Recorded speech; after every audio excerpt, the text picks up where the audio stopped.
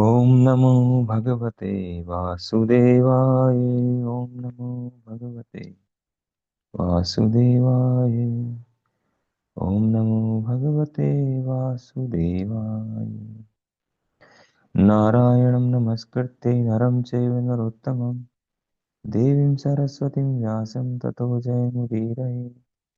नष्टप्रायेषु भद्रेषु नित्यं भागवतसेवया भगवती उत्तमश्लोके भक्तिर्भवति नैष्ठिकी। नमो विष्णुपादाय कृष्णप्रेष्ठाय भूतले श्रीमते भक्तिवेदांत स्वामिनिधि नामिने। नमस्ते सारस्वती देवी गौरवाणी प्रचारिणे निर्विशेष शून्यवादी पाश्चात्य देशधारिणे। श्रीमद् भागवतम स्कंद 1 अध्याय 8 महारानी कुंती द्वारा प्रार्थना तथा परीक्षित की रक्षा। श्लोक संख्या 47। श्लोक संख्या 47। आह राजा धर्मसुतः चिन्तयन् सुहृदां वधं प्राकृतेन आत्मना विप्रा स्नेह मोह वशं गतः। धर्मपुत्र राजा युधिष्ठिर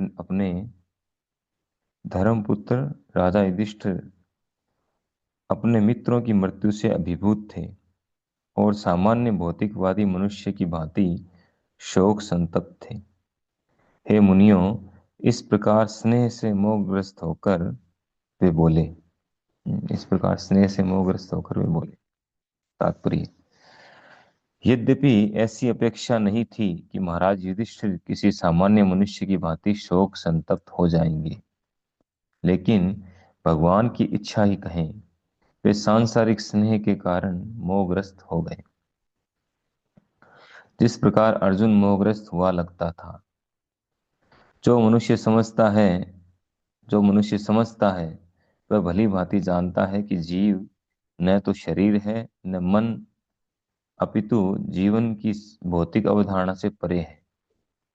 सामान्य मनुष्य हिंसा तथा अहिंसा को शरीर के संबंध में देखता है, लेकिन यह एक प्रकार का मोह है। प्रत्येक व्यक्ति अपनी वृत्ति के अनुसार कर्तव्य से बंधा हुआ है। क्षत्रिय को सही निमित्त के लिए विरोधी पक्ष की परवाह न करते हुए युद्ध करना होता है। इस प्रकार कर्तव्य पालन करते हुए मनुष्य को शरीर के विनाश से विचलित नहीं होना चाहिए, क्योंकि ये शरीर जीवंत आत्मा का बाहरी पहनावा मात्र है। ये सब महाराज युधिष्ठिर को ज्ञात था, लेकिन भगवान की इच्छा से वे एक सामान्य मनुष्य जैसे बन गए, क्योंकि इस मोह के पीछे एक दूसरी बहुत बड़ी भावना थी कि राजा को भीष्म उसी प्रकार उपदेश दें जिस प्रकार स्वयं भगवान ने अर्जुन को उपदेश दिया था। श्रील प्रभुपाद की जय। तो ये श्लोक सूत गोस्वामी जी बता रहे हैं शौनक आदि ऋषियों से।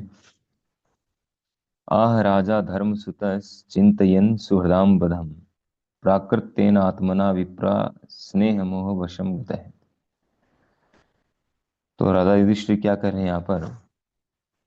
सूत गोस्वामी जी बोल रहे हैं कि धर्म पुत्र राजा युधिष्ठिर अपने मित्रों की मृत्यु से अभिभूत थे और सामान्य भौतिकवादी मनुष्य की भांति शोक संतप्त थे। हे मुनियों, इस प्रकार स्नेह से मोहग्रस्त होकर वे इस प्रकार बोले। तो यहाँ महाराज युधिष्ठिर को धर्मपुत्र कहा गया है और राजा युधिष्ठिर कहा गया है। तो दोनों शब्दों का बहुत ही महत्व है इस श्लोक में। गुरुपाद जिसको इंगित कर रहे हैं तात्पर्य, धर्मपुत्र कहा गया है। वे साक्षात यमराज जी के पुत्र थे। जब महाराज पांडु और कुंती देवी और माद्री तीनों जंगल में थे, तो कुंती देवी के पास में वशीकरण मंत्र था जो दुर्वासा मुनि ने दिया था प्रसन्न होकर के।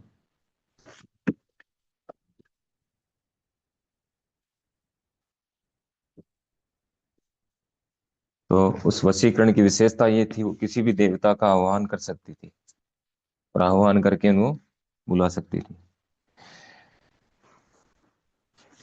तो वहां पर क्योंकि उनको संतान नहीं थी, तो संतान प्राप्ति के लिए जब कुंती ने बताया, महारानी कुंती ने महाराज पांडु को बताया कि इस तरह से उनको वशीकरण मंत्र मिला हुआ है बचपन से, तो फिर उन्होंने कहा ठीक है, क्योंकि महाराज पांडु जो है वो, उनको श्राप मिल गया था एक मुनि के द्वारा कि वो संतान उत्पत्ति नहीं कर सकते।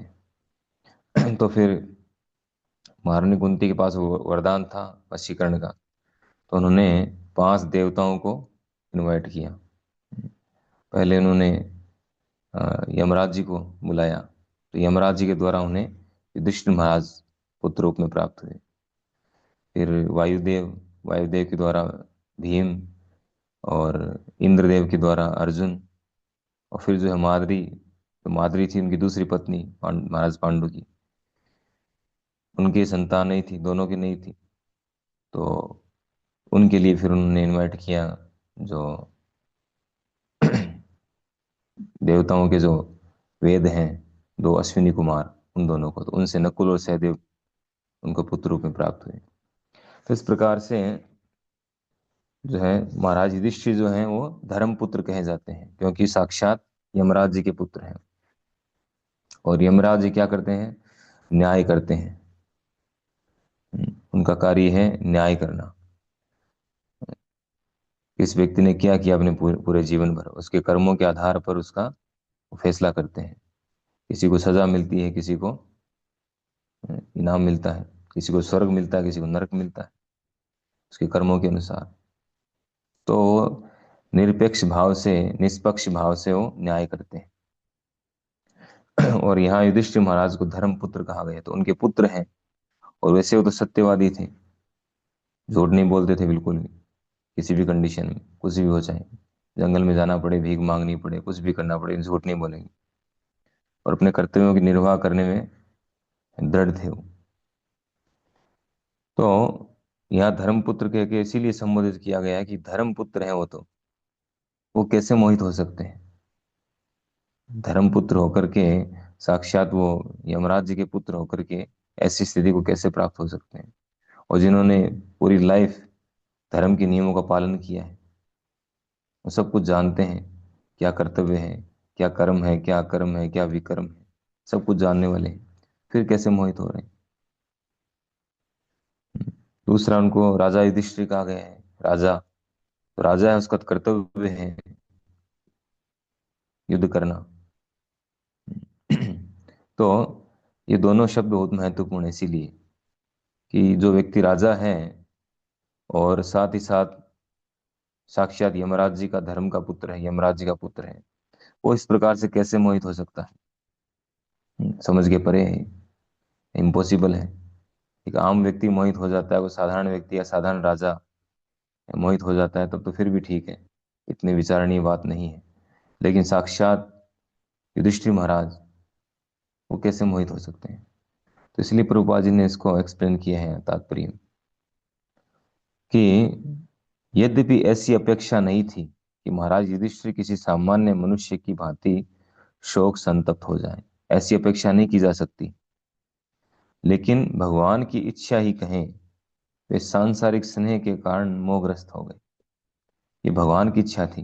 जैसे अर्जुन मोहित हुए थे, अर्जुन का भी मोहित होने का कोई प्रश्न नहीं था, क्योंकि अर्जुन हर समय भगवान के साथ रहते हैं, भगवान के पार्षद हैं, नित्य संगी हैं, भगवान के मित्र हैं, वो कैसे मोहित हो सकते हैं? इम्पॉसिबल है। लेकिन फिर भी वो मोहित हो गए, तो इसका मतलब इसके पीछे भगवान की कोई बड़ी योजना थी। भगवान को भगवत गीता का संदेश देना था, उपदेश देना था उनके माध्यम से संपूर्ण मानव समाज को। इसीलिए उन्होंने अर्जुन को मोहित किया, इस तरह की लीला की। तो वही चीज यहाँ पर है, वो सेम कंडीशन। भगवान एक महान संदेश देना चाहते हैं भीष्म पितामह के द्वारा, अपने शुद्ध भक्त के द्वारा, और उनकी महिमा को बढ़ाना चाहते हैं। इसीलिए उन्होंने युधिष्ठिर महाराज को मोहित किया, नहीं तो मोहित होने वाले नहीं थे वो। जो मनुष्य समझता है वह भली भांति जानता है कि जीव न तो शरीर है, न मन, अपितु जीवन की भौतिक अवधारणा से परे है। जीवात्मा जो है, हम सब जीवात्मा है, और जीवात्मा न तो शरीर है और न ही मन है। हमारे दो प्रकार के जो शरीर हैं वो 8 तत्वों से बने हुए हैं, और ये 8 तत्व जो हैं ये भौतिक तत्व हैं। भगवान ने इस बात को गीता में कहा है, 7वें अध्याय में, 7.4 में। भूमि अपनल वायु खम मन बुद्धि एवं च अहंकार इत्ययं में भिन्ना प्रकृति अष्टधा। कि मेरी भिन्ना प्रकृति है, इन्फीरियर एनर्जी है, मटेरियल। तो पृथ्वी जल अग्नि वायु आकाश और मन बुद्धि अहंकार, तो हमारे दो प्रकार के जो शरीर है, एक बना हुआ है पृथ्वी जल अग्नि वायु आकाश 5 तत्वों से, जो ग्रोस एलिमेंट है, स्थूल तत्व है। और 3 जो है मन बुद्धि अहंकार, ये सटल एलिमेंट है, सूक्ष्म तत्व है, जिससे हमारा सूक्ष्म शरीर बना हुआ है, सटल बॉडी। तो हम ये दोनों शरीर नहीं है। न तो हम मन बुद्धि अहंकार से बने हुए शरीर हैं, और न ही हम 5 तत्वों से बने शरीर हैं। हम तो आत्मा है, और आत्मा जो है वो उसका एलिमेंट अलग है, वो सच्चित आनंद में है। उन 3 एलिमेंट से बना है जो आध्यात्मिक है, जिनका इस भौतिक जगत से कोई लेना देना नहीं है, एंटी मैटर है वो। इस बात को भगवान कहते हैं आगे वाले श्लोक में, 7.5 में। अप्रियम इतस्त्वन्याम प्रकृति विद्धि में पराम जीव भूतो महाबाहु ये यदम धारिते जगत। कि इस भौतिक प्रकृति के अलावा जो 8 तत्वों वाली है, इसके अतिरिक्त एक और प्रकृति है जो इसके ऊपर है, इसके परे है, आध्यात्मिक है वो। अप्रेत अन्यम, एक अन्य प्रकृति है। प्रकृति विद्धि में पराम, वो परम प्रकृति है, वो परा प्रकृति है। ये अपरा प्रकृति है और वो परा प्रकृति है, आध्यात्मिक है। तो हम आध्यात्मिक हैं, हम भौतिक नहीं हैं। तो ये जो शरीर है हमारा, चाहे सूक्ष्म शरीर हो और चाहे स्थूल शरीर हो, हम दोनों ही नहीं है। ये वस्त्रों की तरह है, प्रभुपाद जी इसको बता रहे हैं। एक लाइन में बताया कि बाहरी पहनावा मात्र है, क्योंकि ये शरीर जीवंत आत्मा का बाहरी पहनावा मात्र है। जैसे हम जैकेट पहनते हैं, कोट पहनते हैं, कपड़े पहनते हैं, हम जैसे एक्शन करते हैं वैसे हमारे कपड़े भी एक्शन करते हैं। तो कोई मूर्ख व्यक्ति ये समझ सकता है कि जो कोट है वो हिल रहा है, वो मूवमेंट कर रहा है, इन कोट एक जीवित वस्तु है, व्यक्ति है। ऐसा नहीं है।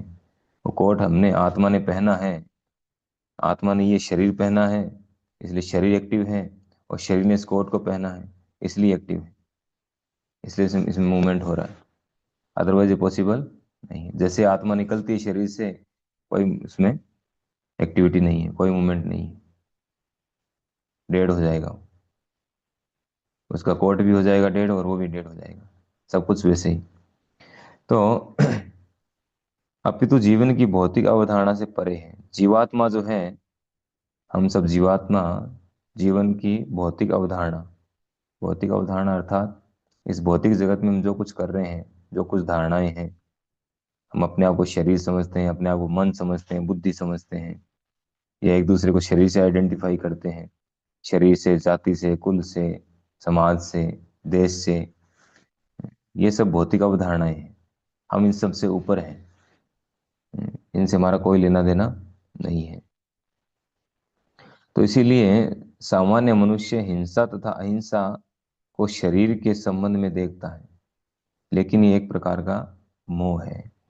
शरीर को मारना, शरीर की हिंसा या अहिंसा, ये एक सामान्य दृष्टिकोण है।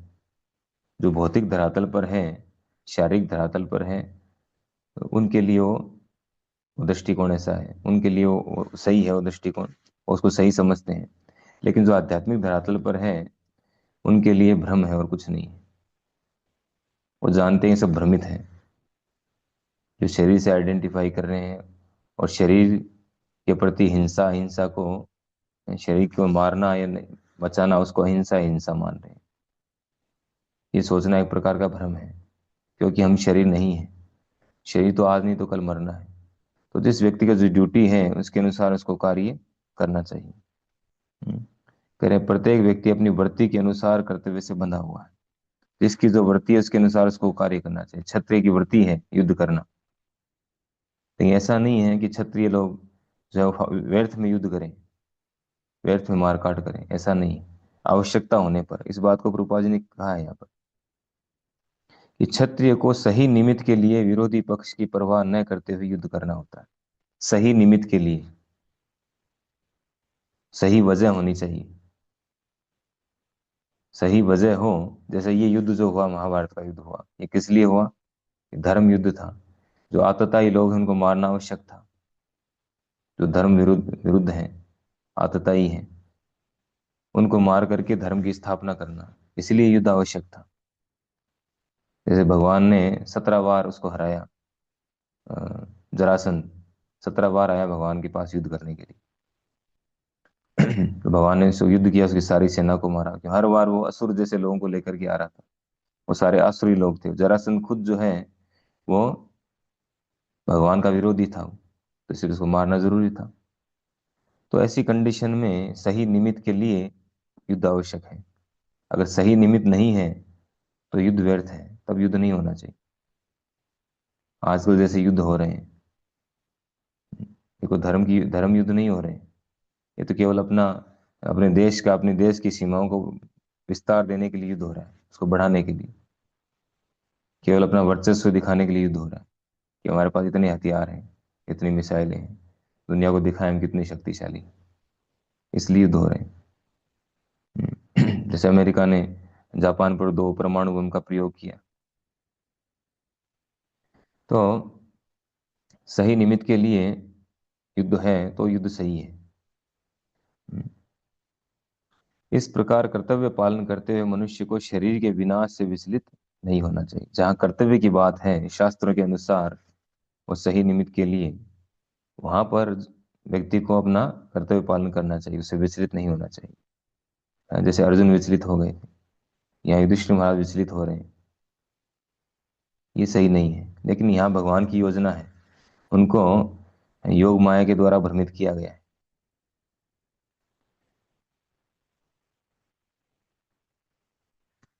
इस प्रकार कर्तव्य पालन करते हुए मनुष्य को शरीर के विनाश से विचलित नहीं होना चाहिए, क्योंकि शरीर जीवंत आत्मा का बाहरी पहनावा मात्र है। ये शरीर केवल पहनावा है आत्मा का, कपड़े की तरह। वांसांसि जीर्णानि यथा विहाय। जैसे हम जब हमारे कपड़े पुराने हो जाते हैं, फट जाते हैं, तो हम चेंज कर लेते हैं, दूसरे ले आते हैं। उसी तरह से आत्मा, जो ये शरीर काम का नहीं रहता है, तो उसको दूसरा शरीर दिया जाता है। तो कपड़ों की तरह है। और कपड़ों के फटने से क्या हम रोते हैं, दुखी होते हैं? नहीं होते हैं। उसी तरह से शरीर कपड़े की तरह है। तो इसके खो जाने से या इसके नष्ट हो जाने से हमें शोक नहीं करना चाहिए। इसी बात को भगवान गीता में बताते हैं। लेकिन इसका मतलब ये भी नहीं है कि युद्ध को बढ़ावा दिया जाए। इस बात को पहले क्लियर कर दिया प्रभुपाद जी ने, कि निमित्त, सही निमित्त के लिए युद्ध होना चाहिए, सही निमित्त के लिए, अपना कर्तव्य पालन के लिए, न कि अपनी सनक के लिए युद्ध करें, वो गलत है। तो जो गीता का जो ज्ञान है कि हम शरीर नहीं है, आत्मा है, और शरीर के मरने पर हमें कोई फर्क नहीं पड़ता है, देहांतर, शरीर तो आज नहीं तो कल मरने वाला है, अंतमंति में देहा, बहुत सारे जो है श्लोक हैं इस पर। इसका मतलब ये नहीं है, वहां भी तात्पर्य में प्रभुपाद जी ने बताया है कि इसका मतलब ये नहीं, इसका अर्थ ये नहीं है कि हम शरीर को मारने को बढ़ावा दे रहे हैं, हिंसा को बढ़ावा दे रहे हैं, ऐसी बात नहीं। जहाँ कर्तव्य की बात है वहां युद्ध होना चाहिए, धर्म की रक्षा के लिए युद्ध होना चाहिए। तो ये सब महाराज युधिष्ठिर को ज्ञात था, लेकिन भगवान की इच्छा से वे एक सामान्य मनुष्य जैसे बन गए। तो महाराज युधिष्ठिर तो बहुत बड़े ज्ञानी थे, यमराज जी के पुत्र थे, उनको सब पता था, सारा ज्ञान को पता था कि हम शरीर नहीं आत्मा है, हम न तो मन है, न बुद्धि है, न शरीर है। लेकिन फिर भी वो भगवान की इच्छा के कारण एक सामान्य मनुष्य की तरह आचरण करने लग गए। क्यों करने लग गए? कि इसके पीछे एक बहुत बड़ी योजना थी भगवान की। और योजना थी, बड़ी भावना थी, कि भीष्म देव के द्वारा उनको उपदेश देना। जैसे भगवान को अर्जुन को उपदेश देना था भगवत गीता का, अर्जुन के थ्रू हमें उपदेश देना था धर्म की स्थापना के लिए, क्योंकि भगवान आए उन असुरों को मारा और धर्म की स्थापना कर दिया। लेकिन आगे आने वाले लोग जो है धर्म के नियमों का पालन कैसे करेंगे? तो उनके लिए कुछ उपदेश तो होना ही चाहिए। तो उपदेश देने के लिए भगवान ने भगवत गीता का प्रवचन किया, जिससे इसको फॉलो करके और हम लोग उन नियमों का पालन करते हुए सही रूप से जीवन यापन कर सकें और अंत में भगवान के धाम जा सकें, उनकी भक्ति कर सकें। तो सारा मैसेज जो है उन्होंने भगवत गीता में दिया। तो उसी प्रकार भीष्मदेव जो है वो भगवान के बहुत बड़े भक्त हैं, 12 महाजनों में से एक हैं। और उनकी महिमा को बढ़ाने के लिए और भगवान के विषय में ज्ञान प्रदान करने के लिए उनको ये अवसर दिया, वो अवसर देना चाहते थे। इसीलिए उन्होंने ये सारी योजना बनाई, महाराज युधिष्ठिर को मोहित किया। तो भगवान की योजना है, भगवान की योजना से ही इस प्रकार हो रहा है। हमें ऐसा नहीं सोचना चाहिए कि युधिष्ठिर महाराज जैसे राजा मोहित हो गए, ऐसा नहीं सोचना चाहिए। इसके पीछे भगवान की योजना है। तो आगे के श्लोकों में पता चलेगा कैसे मोहित होते हो, किस तरह की। जैसे रूपा जी ने बताया भी है कि एकदम भौतिकवादी व्यक्ति, और इस श्लोक के अंदर ही है कि सामान्य भौतिकवादी मनुष्य की तरह शोक संतप्त हो गए। सामान्य व्यक्ति होता है, वो राजा थे और यमराज जी के पुत्र थे, फिर भी एक सामान्य भौतिकवादी व्यक्ति की तरह मोहित हो गए, उसकी तरह शोक करने लग गए। तो आगे वाले श्लोकों में हम देखेंगे। हरे कृष्णा। श्रीमद् भागवत महापुराण की जय। श्रील प्रभुपाद की जय।